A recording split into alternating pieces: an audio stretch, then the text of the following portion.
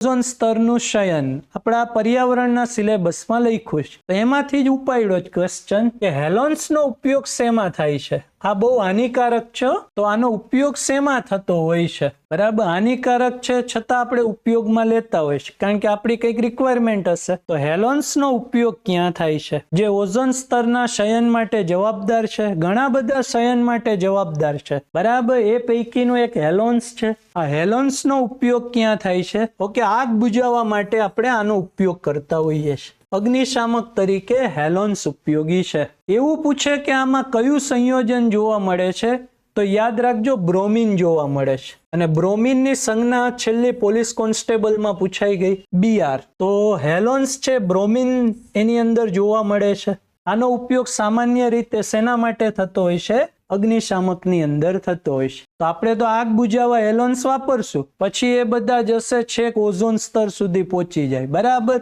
વાતાવરણમાં જઈને ઓઝોન સ્તરને નુકસાન કરતા હોય છે. અને આના માટેનો એક અલગ અગત્યનો પ્રોટોકોલ છે મોન્ટ્રીયલ પ્રોટોકોલ, જે ઓઝોન સ્તરના નિયંત્રણ માટેનો છે.